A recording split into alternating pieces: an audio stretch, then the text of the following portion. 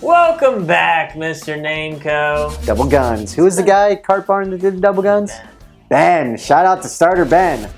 Dustin and I used to drive pickers and get bags. Cart boys. Cart boys. This is your Week 8 rankings. It was over 20 years ago. Dude, we're old. Wow. About halfway through the fantasy season. It's a very crucial time of the year because you're really starting to get those gaps now, the separations. You're seeing which teams are actually good, who's on the outside looking in the playoffs. So every decision gets a little bit more important. If you're 2-5, you still got hope. But it is time to maybe panic a little bit. Well, yeah, don't stay pat. Go down swinging, as Dustin likes to say. I love going down swinging. He does. Nothing to lose. Do some trades. Yeah, why not? It's way more fun to trade. It is. You know, get like Chubb. See if Chubb's going to work out. There's too many people that are afraid of trading. It's the most fun part of fantasy. Yeah, you should trade. Who cares? You know? But either way. All right, as we go into quarterbacks, Kirk Cousins, got to talk about him. He's been very, very good. 70% accuracy, and he's got a nice matchup this week against the New Orleans Saints. 29th against the pass. His boy Thielen's had like 100 yards in, 7 straight games? Man. He's just been good. I mean, Cousins looks like he's worth the money for the Minnesota Vikings, and he's definitely worth starting on your fantasy team. He's solid. And as much as I want to talk about Mitch Magic at 12, I'm going to talk about the guy just below him. So not a thing. It's Mitch Magic. That's not a thing. It's a thing. Deshaun Watson.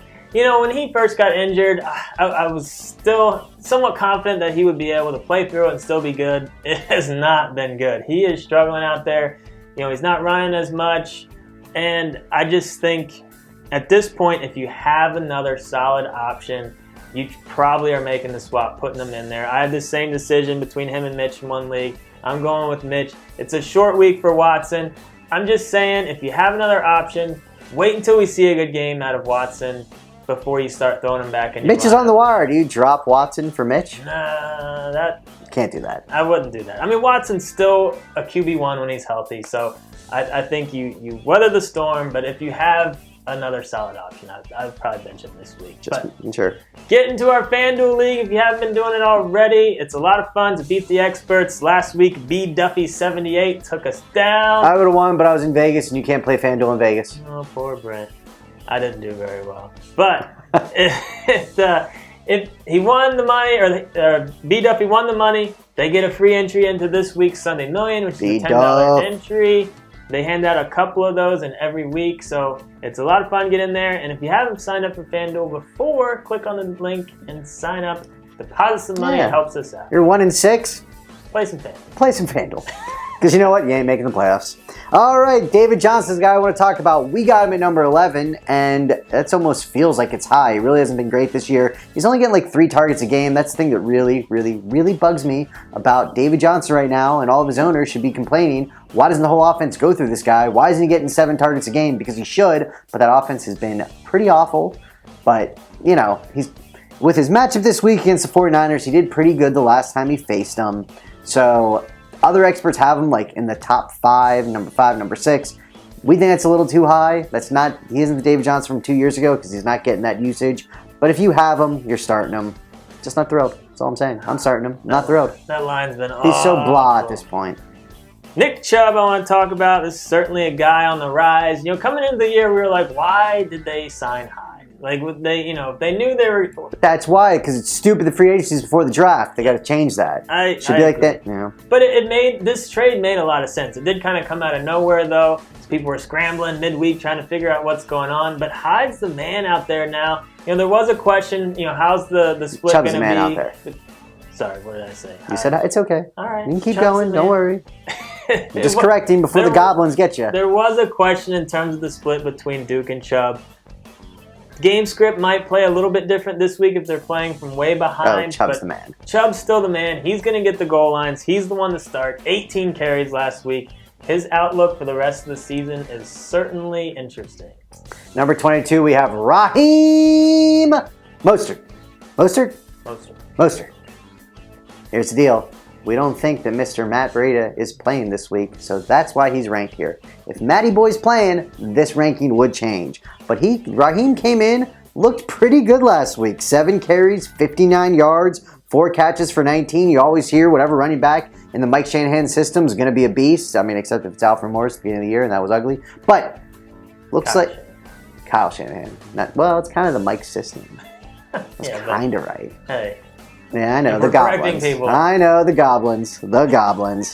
But I don't know why I call them the Goblins. I love you, Gobs. All right. Number 22 for a reason. Move on to the next one. You totally threw me off. Totally. I'm a little rusty. I'm a little rusty over here. Help you out. A little rusty. Let's stick with the Hyde situation. He's in Jacksonville now. And all the Fournette owners that got Yeldon, they're like, hey, you know what? This hasn't been so bad. That was me. Yeldon's been good. I had the same situation in one league. You traded me Fournette, you jerk. I know. And now Hyde's there. And it was easy week 7 because he was inactive. But that's not going to be the case this week. I think it's a very tough situation. No one's going to know really how this is going to go. It's a desperation flex play to start either of these guys, I would say, this week. If you can, I would stay away and just see what happens when they come after the bye. Hopefully, Fournette will finally be healthy and that will get figured out. But if you do have lineup questions, don't forget, we try to have this the comment section in this video be kind of like a forum. Answer some questions, leave some questions. We get in there as much as we can. Mainly on the weekends, but we try to answer as many as we can. So leave us some comments. And there's an early game this week, correct? There is. London game. London game. Wide receivers, my God, I hate talking about this guy. I've talked about it before. I loved him coming into the year, and I don't have him on nearly enough teams. That's Mr. Emmanuel Sanders. I took Demaryius Thomas over him in a league, and it was super annoying. Why would you do that? Because I don't know, and I ranked Sanders higher than Demaryius Thomas, but if you look at the stupid pre-rankings, he was here, and Sanders was way down here, and I was like, no one's going to grab him. He's going to make it back to me. But he didn't make it back to me, and it was stupid. And Sanders has been amazing. He's had 5 touchdowns, caught 3, ran 1, passed 1, 61 targets, 675 total yards. He is in our top 10 with a juicy matchup against the Kansas City Chiefs. Emmanuel Sanders is awesome. And he should be on more of my teams. So bugs me. Tyler Boyd. So bugs me. Tyler Boyd's a very He's not on my teams, but he's awesome. I got him in 1. I'm happy to own him. I got him in 1. It looks like they finally found their complement to AJ Green. He's looked great. Great matchup against Tampa Bay. You got to think he's going to have another solid game this week. We got him inside our top 20. You are starting him with confidence, and you're excited. Cut to TJ Hushmanzada and being like, yo, wasn't I confident? Was he with AJ? He was with Ocho, actually. I don't know if they overlap much. All right, 29th, Devin Funchess. Kind of boring, right? He's been kind of good, though. He's had touchdowns in back-to-back games. He's averaging about 8 targets a game. You know, I love my targets. Cam Newton's clearly looking at him. He's a big receiver. He's still young. There's still upside. I think there's a very realistic chance he could be a wide receiver 2 the rest of the way. We don't have him ranked as such this week, but if for some unknown reason he's on your waiver wire, make sure you're gobbling this guy up. He does have upside. And just making our list is a dart throw guy, boomer bust, low Wonder why ceiling, I made our list. High floor, Jakeem Grant. High floor? High ceiling, low floor. Yeah. He's a dart throw, but if you're looking for a boomer bust guy just for a flex, if you got bye week issues, Grant is very interesting.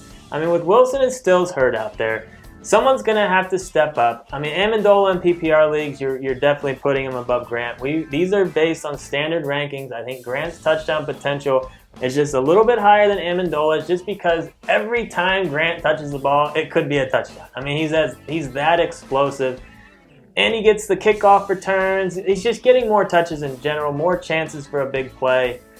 Far from a guarantee, but with all the injuries, I think he gets a few more looks this week. I like it. Was this supposed to be our Halloween show, or is that next week? That's next week. Make sure, don't miss next week's show. Post, subscribe, so you definitely got to hit the little bell, and then post in the comments what you want us to be for Halloween. Well, I already have my costume, so you can give me your suggestions, but I won't be done.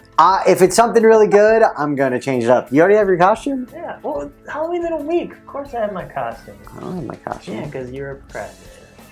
As we move to tight ends, I got Mr. Rob Gronkowski, number 4 I want to talk about. The reason I want to is a lot of other sites have like guys like Ebron and Burton over him, and I totally get it, right? His usage has not been good. He's coming off that injury. He's playing the Bills where they're going to be up by 40 by the second quarter, so maybe he sits. But if we owned Ebron and Gronk, it's just really hard for us to start Ebron over him. And so that's what we do our rankings. We look at it as based on if we had these decisions, what would we do? And it's just hard to say Gronk. He could blow up. Do you really want to miss the blow up? So if you want to start Burton over him, I'm totally fine with that. It's not insane. It's just I don't have the guts to do it personally. Chris Herndon, I want to talk Herndon, about. what? Herndon! Out there with the Jets. He's quickly becoming one of Darnold's favorite targets. You look at this matchup. They're at Chicago. You got to think they're playing from behind. You got to think they're going to be throwing a lot. 7 targets last week for Herndon. A touchdown. Herndon, what? No one gets that. A touchdown in each of the last 2 games. I think Herndon's a sneaky play this week, but Herndon, what? he is down here for a reason. Look up the Herndon Hornets. They're beast. It's a good school out here. All right. Ranked in the post junior year. We were solid. All right. Impressive. New England Patriots, the defense I want to talk about. They have not been a good defense. But you know what's been a really good, what's really helped defenses is playing the Bills. And that's who they're playing. The Bills, the most fantasy points for defenses are scored this year when they play the Bills. Because the Bills offense is not good. It's been ugly. I think if New England's available in your league, because they've been available in a bunch, like you have a team like Carolina, you're cutting Carolina, pick up New England, and then you're playing up the matchup game the rest of the year. Preferably whoever plays the Bills, because they are terrible. Arizona, I want to talk about down there at 12. I think they're a solid pick-up-and-play defense if you're looking for a swap. Arizona played San Francisco a few weeks back. They were actually in San Francisco, and they still had 5 turnovers and a touchdown. So I don't know if that'll happen again. Obviously, that was a pretty good week, but they're at home now. You got to like their chances for at least another solid week on defense. So that's our Week 8. It's good to be back, Dustin. It's good to be back. Our Halloween show will be next week, so don't miss that and one. And post your comments when you want. If there's something that gets a ton of likes, I will buy the costume for Dustin, and he won't wear whatever dumb costume he just thought up. Oh, my costume's going to be good. You've been a Pop-Tart. You've been yourself. Who's been their self for Halloween? That was a good mask. Hey. Oh, it doesn't look as good as it was. Pretty good. Leave some comments, subscribe, like, notifications, all that stuff.